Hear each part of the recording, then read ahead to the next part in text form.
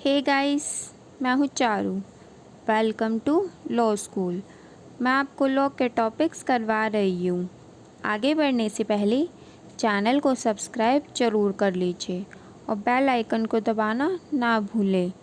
आप हमारा Telegram channel भी ज्वाइन कर सकते हैं, जिसका लिंक मैं आपको डिस्क्रिप्शन बॉक्स में दे दूँगी। गाइस, क्रिमिनल प्रोसीजर कोड की लास्ट वीडियो में हमने चैप्टर 4 सेक्शन 36 टू 40 पढ़ लिए थे। अगर आपने अभी तक मेरी प्रीवियस वीडियोस नहीं देखी हैं तो वह भी देख लेना। आगे है chapter 5 arrest. Criminal procedure code में अरेस्ट के प्रोसीजर के एस्पेक्ट्स दिए गए हैं। कोड में पूरा प्रोसेस दिया गया है अरेस्ट का। अगर कोई पर्सन कोई ऑफेंस कमिट करता है तो क्रिमिनल लॉ का मेन ऑब्जेक्ट सोसाइटी को प्रोटेक्ट करना है क्रिमिनल से और कानून तोड़ने वालों से।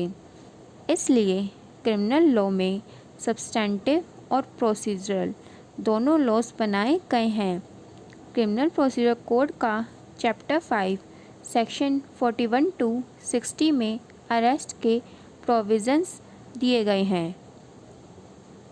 अरेस्ट की डेफिनेशन ना तो क्रिमिनल प्रोसीजर कोड में दी गई है और ना ही इंडियन पीनल कोड और इंडियन एविडेंस एक्ट में दी गई है।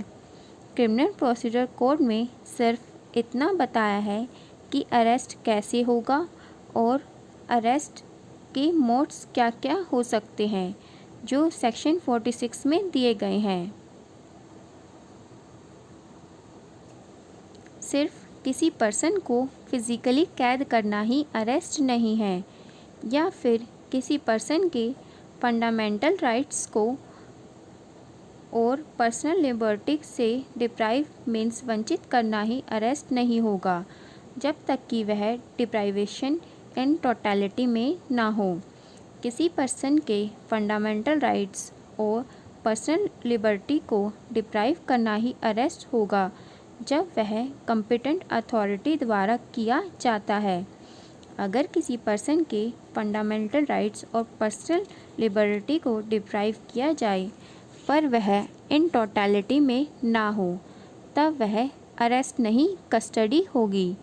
कस्टडी और अरेस्ट में डिफरेंस है, जिसके बारे में हम आगे की वीडियोस में पढ़ेंगे।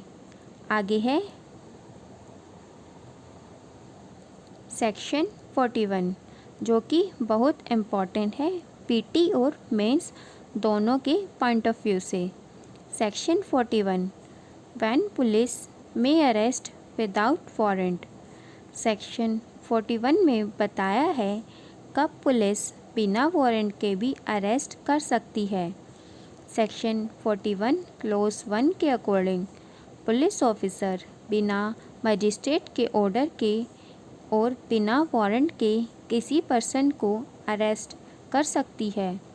Section 41 clause 1 sub clause A, अगर कोई पर्सन पुलिस ऑफिसर की प्रेजेंस में कोई कॉग्निजेबल ऑफेंस कमिट करता है तो कॉग्निजेबल ऑफेंस की डेफिनेशन सेक्शन 2 क्लॉज सी में दी गई है, जिसके बारे में हम प्रीवियस वीडियोस में पढ़ चुके हैं।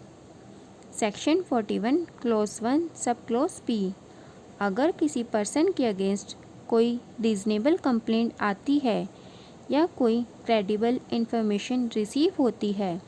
क्रेडिबल इंफॉर्मेशन मीन्स जिस पर यकीन किया जा सके, या कोई रीज़नेबल सस्पिशन मीन्स जिस पर डाउट हो, कोई रीज़नेबल कि किसी पर्सन से कोई कॉग्निजेबल ऑफेंस जिसकी पनिशमेंट 7 साल से कम भी हो सकती है, मीन्स 3 साल से 7 साल तक की, या 7 साल से ज़्यादा की भी हो सकती है, फ़ाइन के साथ या फ़ाइन के बिना। Means reasonable complaint, credible information या रीज़नेबल सस्पिशन में से कुछ भी हो किसी कॉग्निजेबल ऑफेंस की, और कुछ कंडीशंस का सेटिस्फाई होना भी ज़रूरी है, जो कि हैं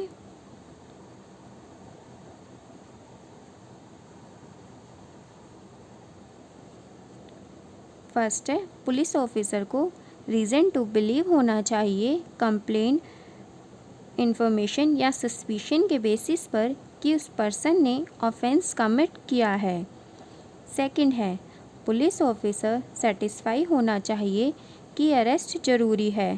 फर्स्ट, फर्दर ऑफेंस कमिट होने से रोकने के लिए, या सेकंड है ताकि प्रॉपर इन्वेस्टिगेशन हो सके।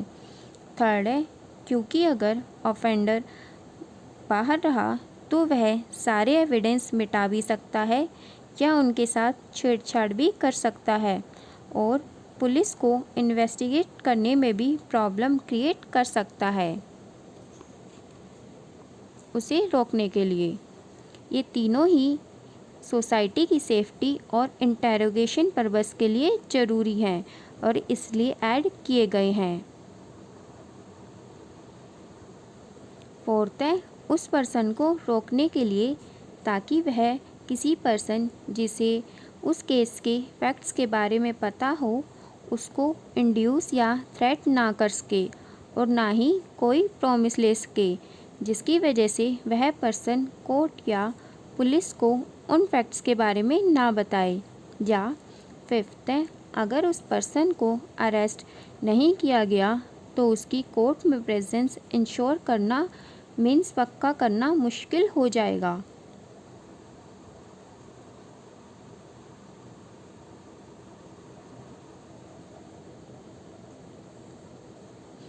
पुलिस ऑफिसर अरेस्ट करते हुए रीजंस भी रिकॉर्ड करेगी अरेस्ट के राइटिंग में।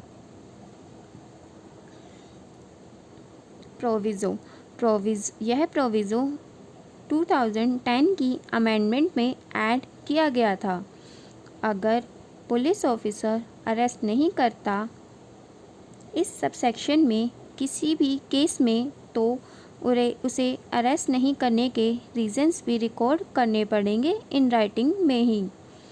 Section 41 clause 1 sub clause BA, इसे हम section 41 clause 1 sub section A के साथ रीड करेंगे। अगर कोई क्रेडिबल इंफॉर्मेशन रिसीव होती है कि किसी पर्सन ने कोई कॉग्निजेबल ऑफेंस जिसकी पनिशमेंट 7 साल से ज़्यादा की हो, फ़ाइन के साथ भी हो सकता है और बिना फ़ाइन के भी, या डेथ सेंटेंस हो और रीज़न टू बिलीव हो उस इंफॉर्मेशन के बेसिस पर कि उस पर्सन ने ऑफेंस कमिट किया है। या section 41 clause 1 sub clause C, अगर कोई ऑफेंडर प्रोक्लेम्ड ऑफेंडर हो इस कोड में या स्टेट गवर्नमेंट के ऑर्डर के द्वारा। प्रोक्लेम ऑफेंडर के प्रोविजंस सेक्शन 82 क्लॉज 4 में दिए गए हैं। या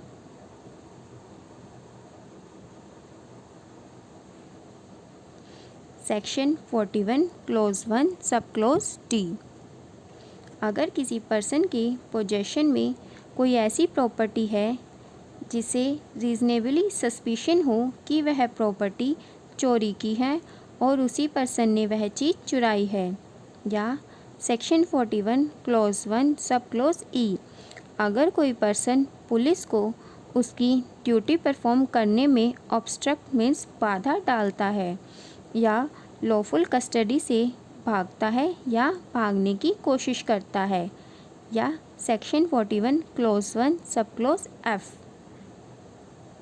अगर कोई पर्सन यूनियन का आर्म फोर्सेस से डिज़र्टर मीन्स भागा हुआ हो तो यहाँ भागने से मतलब है सर्विस छोड़ना बिना नोटिस के। Section 41 clause 1 sub clause G, अगर किसी पर्सन के अगेंस्ट रीजनेबल कंप्लेंट आए या क्रेडिबल इंफॉर्मेशन रिसीव हो या रीजनेबल सस्पिशन हो कि उसने कोई एक्ट कमिट किया है और वह एक्ट अगर इंडिया में कमिट होता तो वह ऑफेंस पनिशेबल होता और जिसकी वजह से वह एक्स्ट्राडिशन होना ज़रूरी है। एक्स्ट्राडिशन मतलब किसी पर्सन को वापस करना ट्रायल के लिए क्योंकि उसने कोई इलीगल ऑफेंस कमिट किया है, अगर वह पर्सन किसी दूसरी कंट्री में हो तो। इस सबसेक्शन को हम इंडियन पिनल कोड के सेक्शन 3 और सेक्शन 4 के साथ रीड कर सकते हैं, जो हमने इंडियन पिनल कोड के वीडियो में पढ़ लिया था।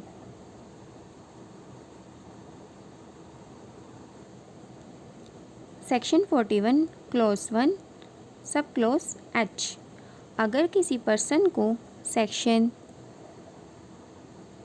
356 सब सेक्शन 5 में रिलीज़ किया गया है, अगर वह कोई रूल तोड़ता है तो। सेक्शन 41 क्लॉज 1 सब क्लॉज आई। अगर किसी पर्सन को अरेस्ट करने के लिए रिक्वेस्ट चाहिए है किसी दूसरे पुलिस ऑफिसर द्वारा रिटन में या ओरल में, और उस रिक्वेस्ट में स्पेसिफाई होना ज़रूरी है कि किस पर्सन को अरेस्ट करना है और उसने क्या ऑफेंस कमिट किया है और जिसके लिए उसे अरेस्ट करना ज़रूरी है, और उसकी वह रिक्वेस्ट से यह भी क्लियर होना चाहिए कि वह अरेस्ट लॉफुल होगा बिना वारंट के भी। अगर यह कंडीशंस सेटिस्फाई होंगी तभी पुलिस ऑफिसर बिना वारंट के भी अरेस्ट कर सकता है। सेक्शन 41 क्लॉज 2 के अकॉर्डिंग सेक्शन 42 को छोड़कर किसी भी पर्सन के अगेंस्ट अगर कोई कंप्लेंट आती है या क्रेडिबल इंफॉर्मेशन रिसीव होती है या रीज़नेबल सस्पिशन है कि उसने कोई नॉन कॉग्निजेबल ऑफेंस कमिट किया है, तो उसे बिना वारंट या बिना मजिस्ट्रेट के ऑर्डर के अरेस्ट नहीं किया जा सकता। गाइस, आज के लिए इतना ही। अगर आपका कोई क्वेश्चन हो या कोई डाउट हो तो आप मुझसे कमेंट बॉक्स में पूछ सकते हैं। क्रिमिनल प्रोसीजर कोड की नेक्स्ट वीडियो में हम अरेस्ट के आगे के प्रोविजंस के बारे में पढ़ेंगे। वीडियो अगर अच्छी लगी हो तो लाइक ज़रूर करना और अपने फ्रेंड्स के साथ शेयर करना मत भूलना। Thank you guys.